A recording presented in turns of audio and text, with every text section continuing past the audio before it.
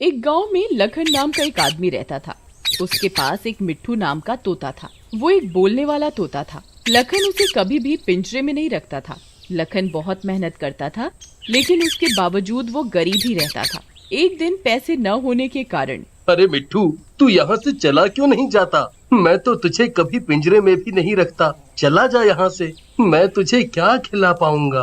अरे मालिक, तुम चिंता ना करो मेरी, मैं कभी भी नहीं जाऊंगा आपको छोड़कर, और अपना टाइम आएगा आएगा आएगा। लेकिन लखन उसकी बात नहीं सुनता और गुस्से में अपने कमरे में चला जाता है। उधर मिट्ठू भी सोचता है, अरे लगता है मालिक सच में नाराज और दुखी हैं, लेकिन मैं भी क्या करूं, मैं क्या कर सकता हूं। उसके बाद मिट्ठू वहाँ से चला जाता है और एक बरगद के पेड़ पर बैठ जाता है और रोने लगता है। तभी एक चुड़ैल वहाँ आ जाती है। क्यों तोते, खा जाऊं तुझे? आज मुझे बहुत भूख लगी है और कई दिनों से मैंने कुछ खाया भी नहीं है। अरे चुड़ैल जी, खाना है तो खा जाओ, यूं हा करके मत डराओ। मैं वैसे भी बहुत दुखी हूँ, और रही मरने से डरने की बात, तो मैं किसी से डरता वरता नहीं। और हाँ, मुझे बार बार तोता मत बोलो, मेरा नाम मिट्ठू है, मिट्ठू है, मिट्ठू है। चुड़ैल तोते की बहादुरी देखकर काफी खुश हो जाती है। सचमुच तू बहुत बहादुर है मिट्टू, तेरी ये बहादुरी देखकर मैं खुश हुई। अब मैं तुझे मारूंगी नहीं। बता, मैं तेरी किस तरह से मदद कर सकती हूँ? फिर मिट्ठू चुड़ैल को सारी बात बताता है। उसकी बात सुनने के बाद चुड़ैल बोलती है, अच्छा तो ये बात है। तू सच में बहुत स्वामी भक्त है। मैं तेरी मदद कर सकती हूँ और तेरे मालिक को काफी अमीर भी बना सकती हूँ, लेकिन इसके लिए मुझे तेरे शरीर में आना पड़ेगा, और जब तक मैं चाहूँ तेरे शरीर पर मेरा ही कब्जा हो जाएगा। और हाँ, एक बात और याद रहे, एक बार तेरे शरीर में मैं आ गई तो फिर मैं वापस कभी नहीं जाऊंगी, और यदि किसी ने ऐसा किया तो तुझे अपनी जान से हाथ धोना पड़ेगा। बोल अगर मंजूर है तो। अपने मालिक की मदद के लिए तो मैं कुछ भी करूँगा, चाहे मुझे अपनी जान क्यों न देनी पड़े। इसके बाद चुड़ैल मिट्ठू के शरीर में प्रवेश कर जाती है। जैसे ही चुड़ैल मिट्ठू के अंदर प्रवेश करती है, उसका मुंह चुड़ैल का हो जाता है और बाकी शरीर तोते का। उसके बाद चुड़ैल रूपी मिट्ठू वहाँ से उड़ जाता है। रास्ते में उसे एक सुनार की दुकान दिखती है। अरे वाह, ये तो सुनार की दुकान है, क्यों ना इसे लूट लूं, मजा आ जाएगा और इस मिट्ठू के मालिक को भी कुछ पैसे मिल जाएंगे। ऐसा कहकर चुड़ैल सुनार की दुकान में घुस जाती है। दुकान के अंदर दुकान का मोटा सा मालिक और उसका नौकर उसको उस रूप में देखकर काफी घबरा जाते हैं, और दुकान का मालिक भी बहुत डर जाता है। अरे भाया, यो के है भाया? ये पक्षी है, इंसान है, ये चुड़ैल है भाया? मुझे समझ को नहीं आया भाया। अरे सेठ जी, आपने क्या उसके साथ किसी की शादी करनी है जो कोनी कोनी कर रहे हो? ये अपना मोटा पेट पकड़ो और अपनी जान बचाकर भाग लो। भागो रे भागो, अपनी जान बचाकर भागो। ऐसा कहकर दुकान का नौकर वहाँ से भाग जाता है। अब अंदर केवल चुड़ैल और वो मोटा सेठ रह जाते हैं। क्यों मोटे, तेरा नौकर तो भाग गया, अब तो तू और मैं ही है यहाँ पर। चल जल्दी से सारा सोना मुझे दे दे और अपनी जान बचा ले।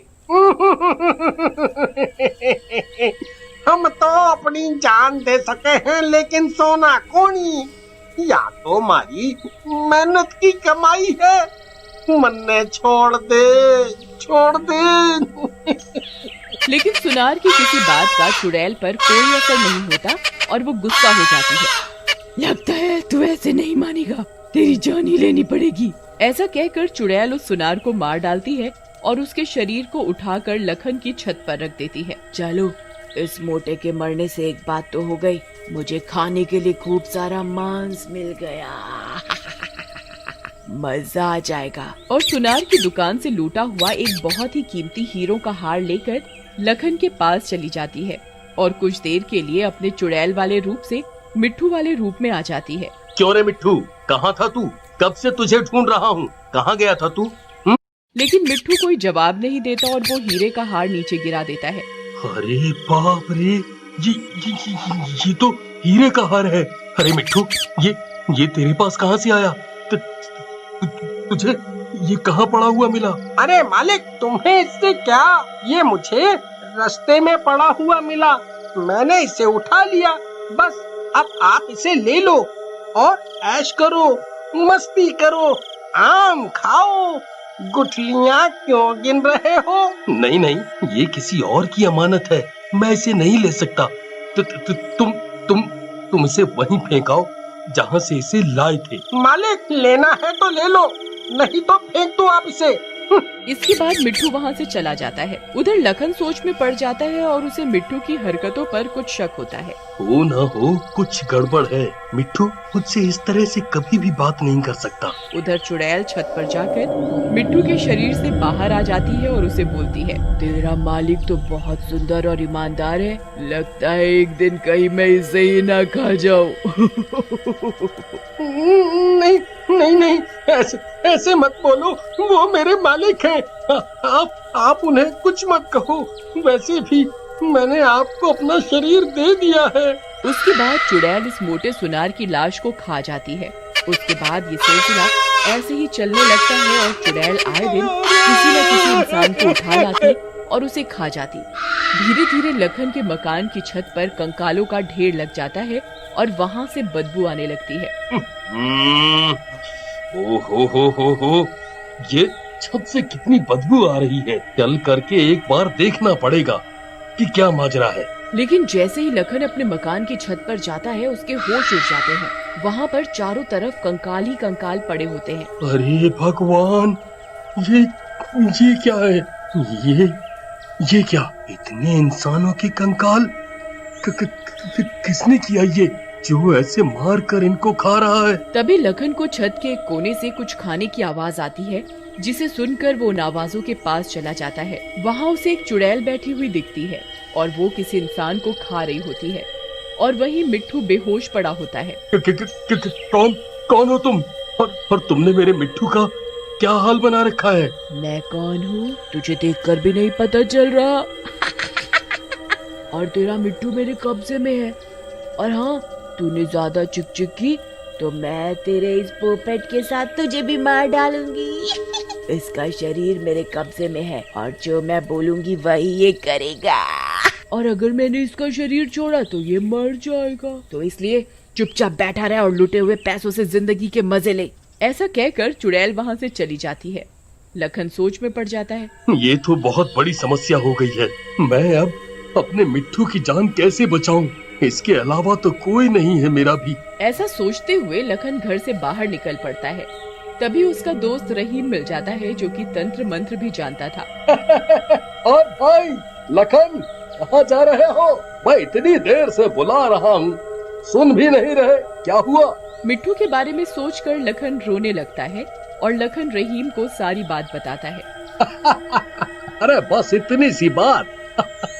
अरे ये तो बहुत छोटी सी समस्या है मेरे लिए, मैं तो इसे चुटकियों में सुलझा दूंगा।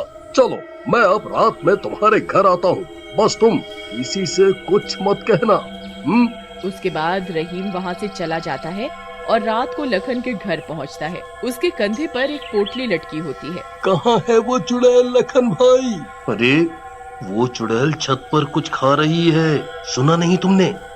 कितनी आवाजें आ रही हैं। उसके बाद लखन और रहीम छत पर जाते हैं। चुड़ैल वहाँ मिट्टू के शरीर से बाहर निकलकर मांस खा रही होती है। उन दोनों को देखकर गुस्से में आ जाती है। मैंने तुझे मना किया था ना कि मेरे बारे में किसी को पता नहीं चलना चाहिए, लेकिन लगता है तुझे समझ नहीं आया।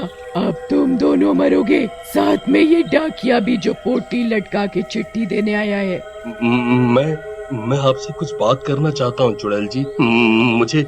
मुझे आपसे प्यार हो गया है। लखन चुड़ैल को बातों में लगाता है। तभी रहीम चुपके से मिट्टू के पास जाता है और अपनी पोटली से एक तोते का पुतला निकालकर मिट्टू के पास रख देता है, जो कि बिल्कुल मिट्टू जैसा लग रहा होता है। तभी चुड़ैल पीछे मुड़ कर देखती है। ये क्या किया तूने? अब मुझे कैसे पता चलेगा कि कौन असली वाला तोता है? मैं तुम सबको ही मार दूंगी। जैसे ही चुड़ैल रहीम की तरफ जाती है, रहीम अपनी पोटली से भभूत निकालकर चुड़ैल के ऊपर डाल देता है और चुड़ैल वहीं जलकर राख हो जाती है।